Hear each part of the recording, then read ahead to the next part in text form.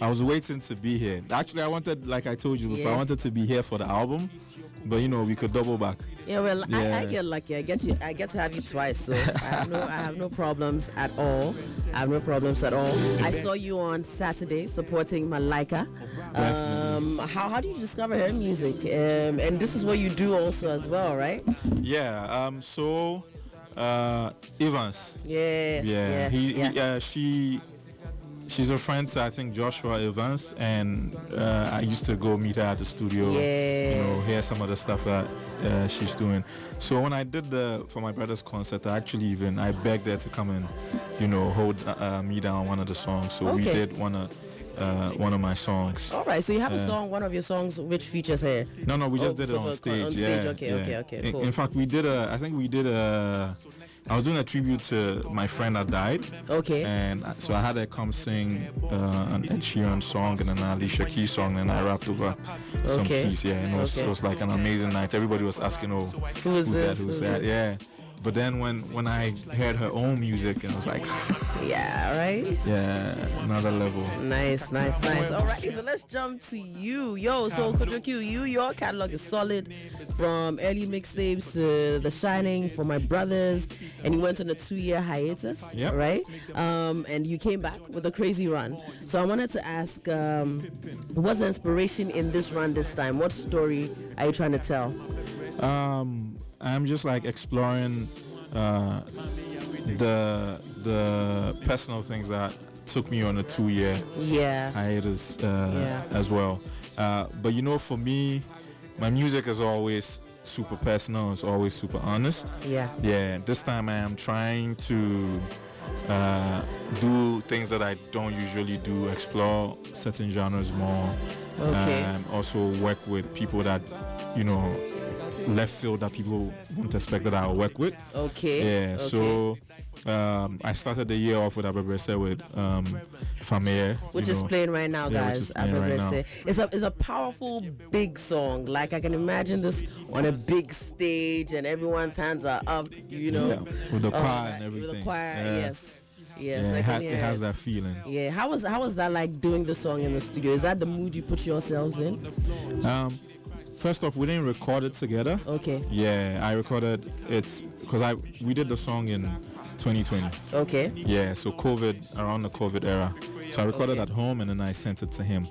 I held on to it for that long because it's like super personal, the story that I'm telling on there, and it was super emotional for me when I was recording as well. Okay. And then when I sent it to him and what he did on it took it to another level as well. Shout outs to LEA Free. Okay.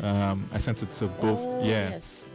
LEA Free. Yes. Yeah, I sent it to both him and Fameye at the same time. Okay. Looking for like a hook. Okay.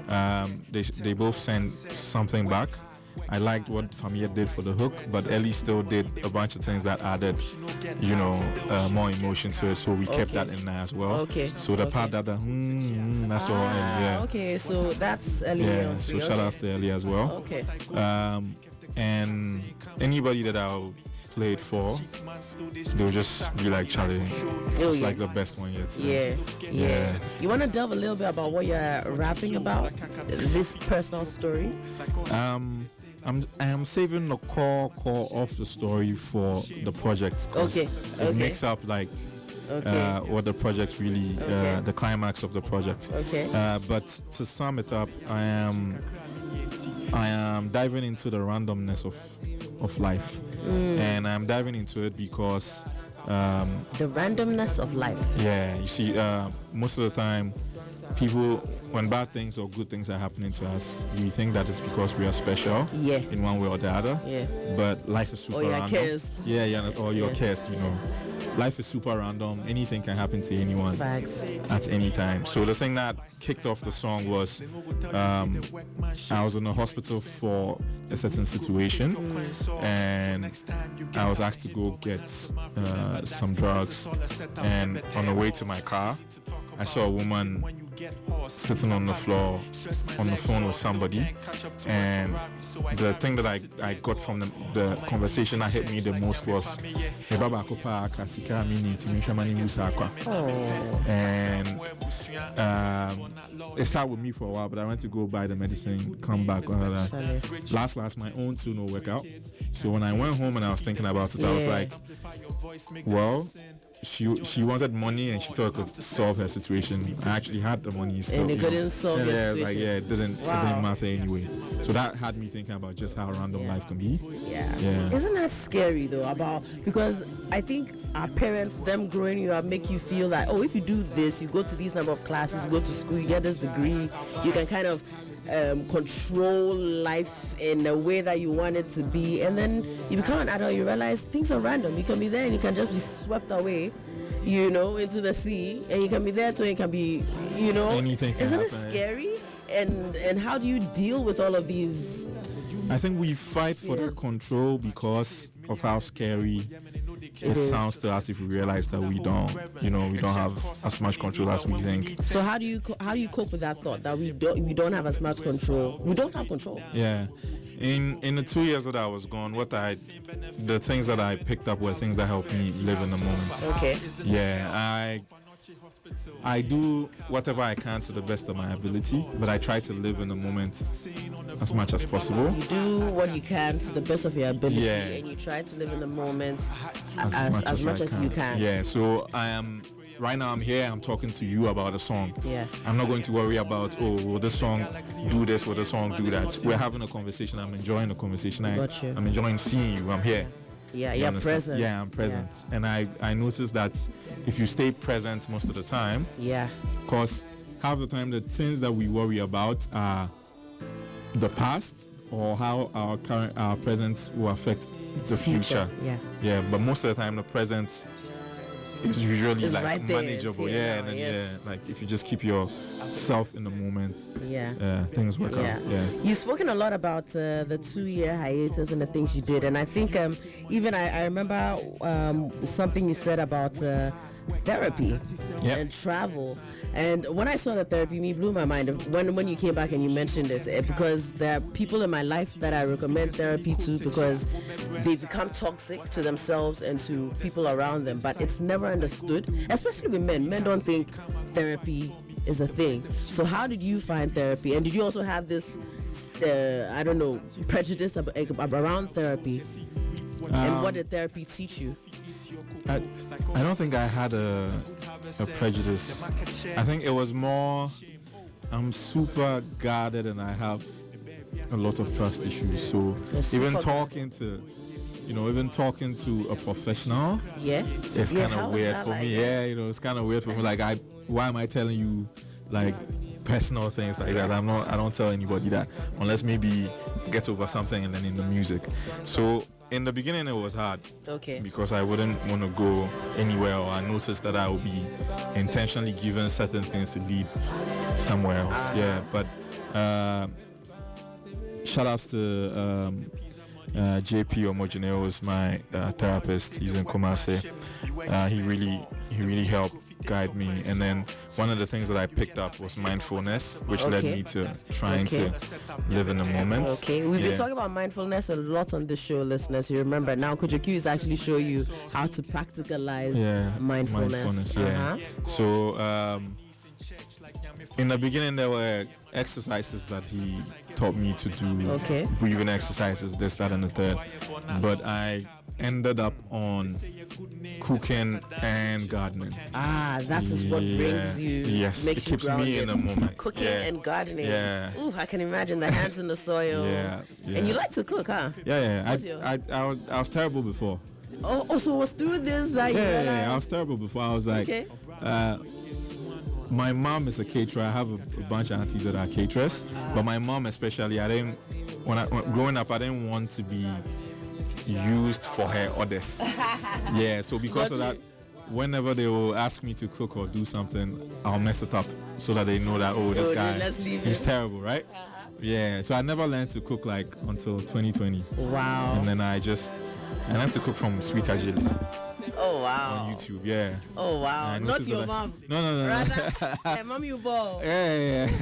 So what do you like to cook? What's your favorite dish? What would you say is the best dish? It's the best dish that you can cook. That to someone make or that I can to make. cook. To make, yeah. I like jollof not for the end result, but for the way it keeps you on your toes. Okay. Because you have to like be very careful, or you either burn it or you make it super hard or super soggy. So like it keeps you, you know, right there. Yeah. But the thing I like to do the most is see a new recipe and then try it out. Okay, see a new recipe and try it out. That excites you, huh? Yeah, or even when I learn to cook something the normal way, try to, you know, improvise and add, or what happens when I use this instead of that? What happens when I take it here instead of here? I like to do that stuff. And do your experiments work? Does it taste better? I'm batting maybe 85%. Okay. Yeah, sometimes it goes bad, but you know, who's counting? We love it. So listeners, if you just tuned in, it's Kojo Q in the house. We're talking life, we're talking music. Feel free to send your questions, show some love on 020-2222-073. You can text or WhatsApp me there. That's 020-222-073. Let's listen to one more track. When we come back, I'm going to talk more with you on new music, travel, you know, and what the journey is from here. Definitely. Let's go. Sight for what I go through. Kept a clean hat saying, come and go fight for me. The boys grab a cocktail and get in the Y Lounge. Only on YFM. Yearn for more. This song started off as me thinking about, you know, how sometimes the people that you grew up with feel entitled to your success in a way. Yeah. And it started off with the whole, this person, they call me too much, they ask for this, they ask for that. But then as I deep dived, I started to realize why. Because when you grow up in a large family setting, or even back then, nowadays they don't do that as much, but back then, Ghanaian upbringing used to be super communal. Yeah. So, you know, it's not just the people in your house. Yeah. And usually the people in your house will be a lot of people. Yeah. But then the people in the whole neighborhood are raising you too. Yeah. So if somebody, especially if they are not rich people, if they helped you in one way or the other, if they remember when you were going astray and they corrected you, when your mom was not at home, when you got back and they gave you food, they remember all those times, and they see you and they think you are doing well. Obviously, they are going to feel like you understand? It's time for me to reap what I also they are going to feel like, oh, Charlie, but you know, it's true.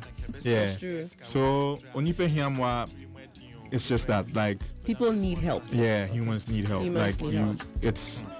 I feel like we like to say, oh, you know, I came up on my own, I did it. No. Nobody can do anything on their own. No. You know, it's That's impossible. True. Because somebody, even people that do not help directly, help indirectly. Yes. Somebody had to do something for you to even be able to, you know, you came up on your own on the internet. Somebody had to build the internet. You understand? Facts. So that's just Facts. And AC is great on this track. Charlie, my favorite person to work with. Okay. Yeah, my favorite person to work with. Okay. That's straight up. Oh no, that's my favorite. Yeah, that's the bro. I get it. That's the bro. His voice is just I just want him on stuff for my own enjoyment. It's not even for your own enjoyment. I love it. So this, you sent it to him and he put his own verse, and okay. All right. So you've talked a lot about we've talked about about mental health therapy. I'll delve a little bit more into that, but let's talk about your fusion of the genres. You said in this trip you want to start playing with certain genres you don't play with as much, and the new one I know has a high life, strong bass high life in there. Yeah, so it's high life. It's hip life. Hip life. Yes, that's the word. Yeah, I think it's more hip life. It's more hip life. Okay, which is hip hop high life. Yes, which is like and this one is straight up high life. This one, Yeah, and I think the first one was more gospel hip hop in nature. Okay. With the build of it. Yeah. But even that still has a bit it has a bit of high life in there as well. Yeah. High life is my favorite genre. So okay. Yeah, it's my favorite genre. So it bleeds into almost everything that I do. Yeah. Do you feel, there's been a lot of conversation about how Afrobeat has now become the world's whatever, and Nigeria seems to be the one that's taking the face of it. Do you feel that we are not protecting high life as a cultural what do you call it, cultural property? We're not protecting it, we're not making it big, we're not cherishing it the way we are supposed to? There were arguments that the way Afrobeat is out there, if we are taking our high life seriously, maybe it will be high life there. And now Nigerians are claiming high life started from them. They can't claim that. They know where it started from. So this question is always tricky to me. Because first of all, I think that down here, when we speak about high life, we tend to speak about a very specific type of high life. Okay. We tend to speak about the yampon sound strings and those type of things. But Kobe Graham has a theory about high life, which I 100% buy into. Okay. And he's like, if you trace high life at any point in time is whatever the sound takes the form of whatever genre of music that people in that period are enjoying the most. Right? So if you listen to E.T. Mensah, it's very calypso with the horns and whatever. If you listen to C.K. Man, there are a lot of choral influences and some solo cool. If you listen to Amachi Dede, it's very reggae. And then if you listen to early Daddy Lumba, it's disco and funk. And then late Daddy Lumba, whatever, became a little R&B, New Jack Swing before they brought back the yampons and strings again, right? And then the Jama and whatever. So I believe that too. I think Afrobeat is high life. I hear that. I think a lot of Afrobeats is high life. It's like high life and dancehall. Most of the time, the bounce and everything. Yeah, because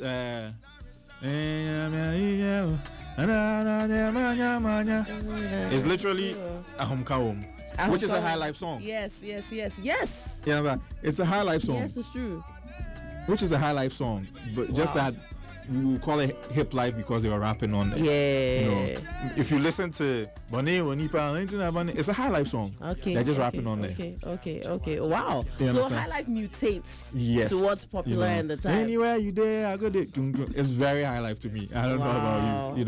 It's just that I didn't think of it like Ghanaians, when we don't hear the typical high life guitars in something, we don't think it's high life. I think Black was very high life. I hear that. I didn't think about it, but I hear that. He reminds me of J. Adolfo sometimes with the wailing and the Okay. Because there's a lot of wailing in there. It's like singing the people's blues. Yes. Yeah. You understand? Yeah. RDJ is definitely high life. Yes. You understand? It's definitely high life. Yes. Kwame Eugene is high life. I think that Kim Promise sometimes is very high life, sometimes in the middle. Yeah, so I don't think it went anywhere. I just think that we need to.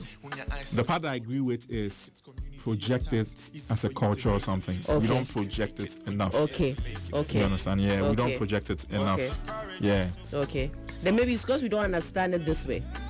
Yeah, maybe. Maybe it's because we don't understand it this way. Yo, you've changed my mind, eh? You've really opened my mind on these things. I think Panji also said one thing. He was like, for him, he thinks high life is the melodic choices that the singer makes, not necessarily the beats. Because Amachi Dede, it's a reggae, it's very the rhythm itself is reggae. But the choices that he's making, the way he's singing, is high life. So it's two different. The singing is a different layer of the reggae beats, which makes it. Wow, could you straight up raw clean? In fact, when you're done, play raw clean and see. Okay. It's very reggae. Okay. But he's making certain melodic choices that sound high life. And that's the same thing that for me, Black Wood does most of the time. It's either trap or it is drill, but the way he's singing on it is very high life. Wow. Wow. Yo, Charlie, you blow my mind, eh? You're also thinking real deep, eh? Yeah. Mad. So, listeners, it's Kojo Q in the house. Always happens that I learn something when I'm around him. I wanted to ask you, how has the industry treated you so far? And was part of the being guarded also from trauma from the industry? I'm trying to fish. Yeah, I don't think I have any trauma from the industry. Oh, good for you. Okay. I think I am generally guarded because I'm guarded in life. It has nothing to do with the industry. Like I'm just very. It takes a long time for me to let my guard down and accept somebody fully. Okay. And I talk about it on the album. I think it's a result of being moved around so much when I was a kid. Okay. I went to about, last time I was counting with my mom, I went to about between 8 and 11 schools before I finished CSS. And each of them meant that I had moved from one neighborhood to the other. And left friends. Yes. Ooh. You understand? So you form a friendship for a term, it becomes strong, you leave. Yeah. And it's not like now where you could connect with people on social media or call them. Yeah. There was none of that. So after some time, you kind of close yourself off because people feel like they are something temporary. Yeah. You understand? Yeah. And it'll be too much on you when you have to leave. And then when I went to SS, where I stayed in one school, after first year, my best friend also left and went abroad, and then we lost contact. It was like, it's just I get you. Okay, that makes sense. Yeah. Okay, so let's talk about other things you've been doing beyond the music. You apparently co-founded Rain Labs, which helps other artists with their marketing and streaming strategy. You want to talk about this and why the idea? I love this and I applaud it, but why Rain Labs? In the midst of the conversation about why are our neighbors moving so fast and we are not moving at all and whatever, one of the things that we kept realizing was that the Ghanaian artists and their teams were slow to understand how the game was being played globally. Okay. Marketing and everything. We're still stuck to the old ways because it worked for us here. Yeah. But then it wasn't really like working over there. Okay. To a certain extent, I don't think we've still really cracked streaming and DSPs and whatever yet. Okay. So I was thinking about that, and then I was having a conversation with a friend, and he was like, he's also been thinking about that. Then I sat down with Benewa, and we had a conversation, and then she also brought it up like, why don't I connect? So initially, I was just going to connect the two of them to start something. But then when I connected them, they're like, since let us all do it together. Okay. And then they brought in another person who was also interested, Mikey, and then we started. So when we started, it was just music marketing, right? So we pinpointed a bunch of people we thought that we could help as far as marketing, and then we did pro bono work for them. I remember, I think the first thing that we did was Kiddy's Blue EP, the one that had Say Cheese on there. And then we did Joey B's Lava Fields. And then we did Jackie's Seed EP, the one that had Forever on there. So then other people started coming to us and kind of paying us for that. But then in the people that kept coming, some of them were like, it would be cool if you guys actually did distribution as well. So then this is big. Yeah, so we pivoted and then we started distributing. I think the first person we distributed for was Famir. Okay. And then we did a bunch of things, and then the distribution side kept growing and growing. Okay. And just like the beginning of this year, we signed a deal with Virgin Music. Oh, wow. Congrats. So, thank you. Congrats. Thank you. Oh, lovely. So you've been real busy. Yep. Real busy. And how is this helping your own music? Are you also putting these gifts into your music the way you're helping others? Yeah, of course. Like everything that you do, the more I understand how the game is played, the better, But the game has changed, It changes like it changes so fast. Okay. Yeah, it changes. I can tell you that at this point, very few people know what they are doing. Okay. Even with like the global labels and whatever, because everything changes. So you can crack something, it will work for some 3 months, and then it's not working again. Okay, so it means constantly studying. Yeah, studying, constantly evolving. Yes. Yeah, okay. But the one thing that, and I'm just dropping this here for anybody that's an artist that's listening. Okay. The one thing that it has gone back to is building a niche, catering to your super fans, right? Nowadays, it is harder for somebody to come up right now and blow so big that everybody knows them. The fact. You understand? Because of the way the DSPs and the algorithm controls music, there can be a song that is super huge, and you wouldn't have heard it before. And I won't. Back then, it was not like that. Michael Jackson is huge. Everybody knows the song. You understand? So if you even go to the clubs or parties right now, they can play a bunch of songs that a group of people know, a certain section, unless it's like old songs that everybody knows. Yeah, yes, but then the newer songs they'll play some song like, hey, who is this guy? Yeah. And then, but you see that some people are like crazy jamming to it. So if you're coming up now, focus on building your niche and focus on building your own audience and turning that into, you understand? It's almost like the era of true superstars is like dying. It's dying. Yeah. This is deep. The era of true superstars is dying. So now superstardom has become another thing. Yeah. Right? I like what you say about growing your niche, strengthening your niche, focusing on that.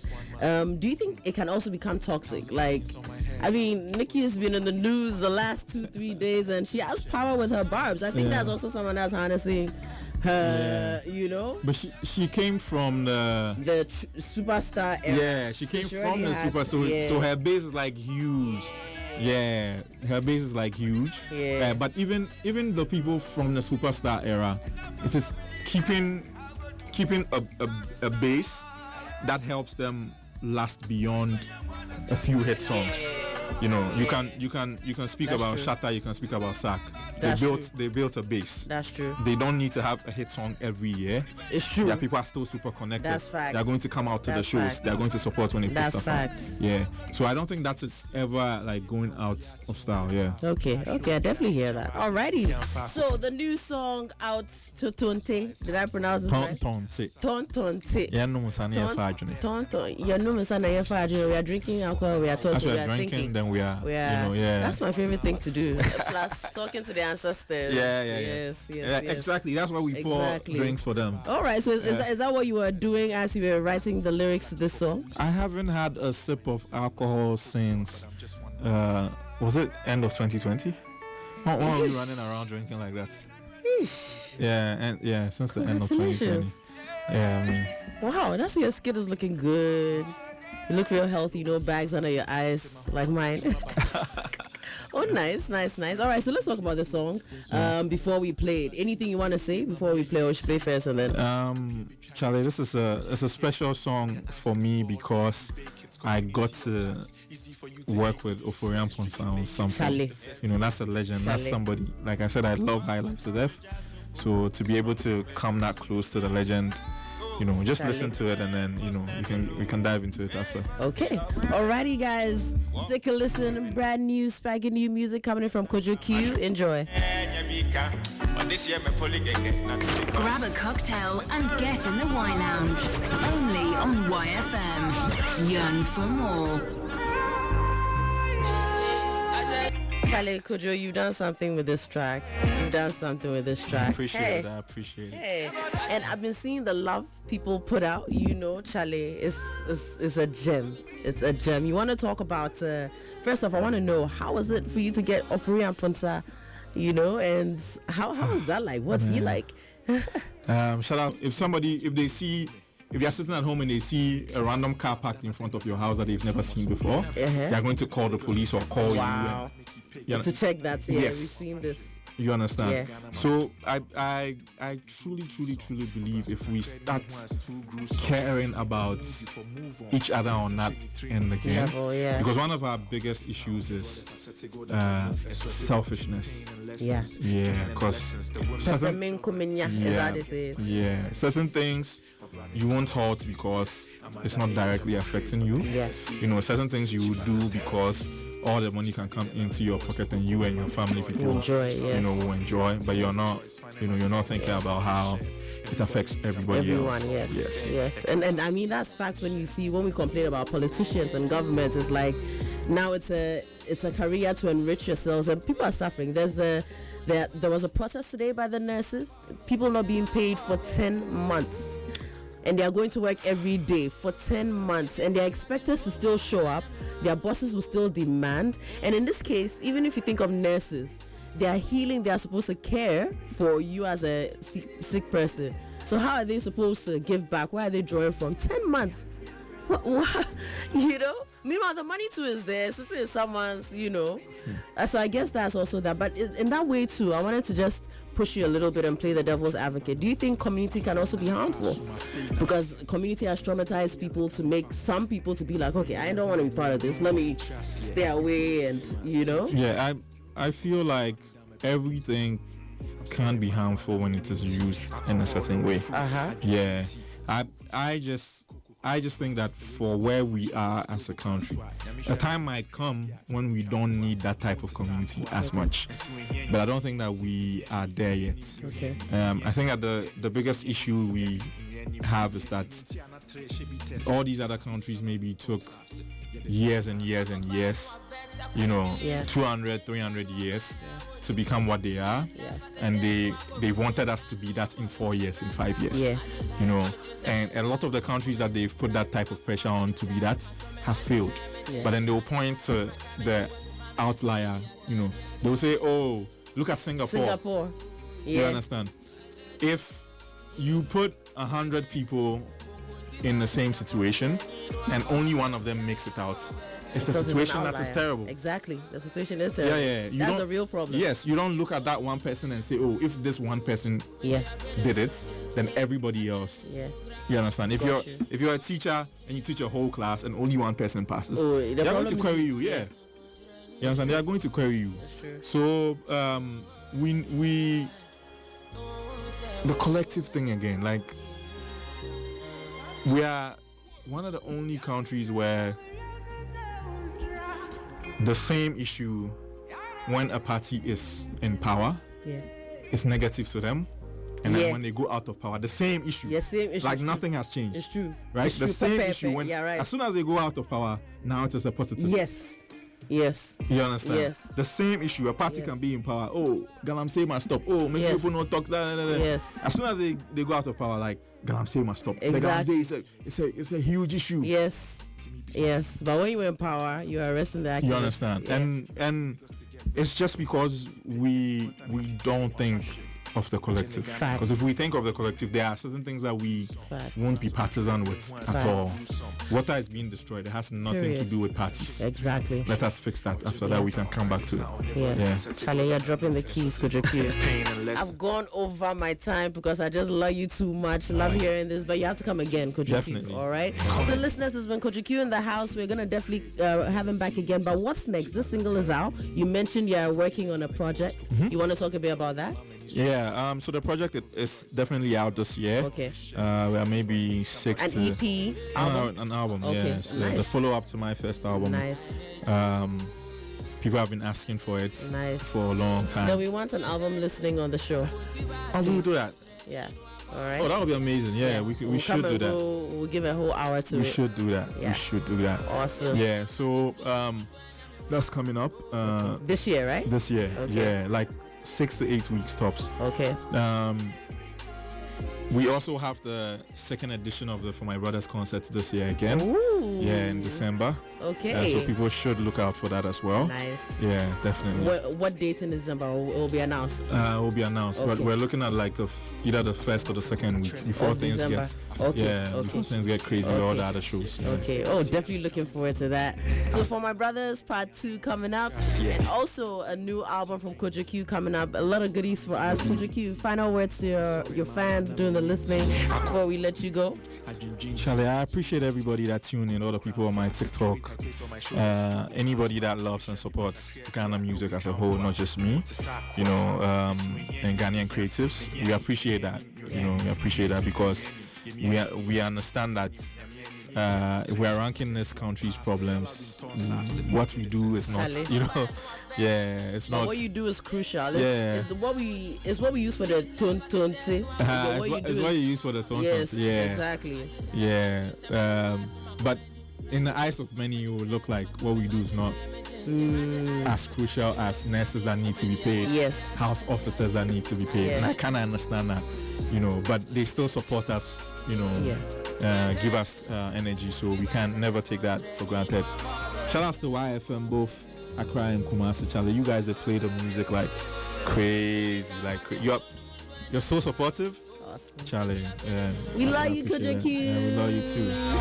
And that's it. Thank you so much for passing through, and we will be having you back again soon, right? Definitely, Yes. definitely. Yes. Yeah. Alrighty, guys. Brings us to 24 minutes past the hour. There's more dope music and yet another interview, guys. Yo, Charlie. So please do stay. Don't go nowhere.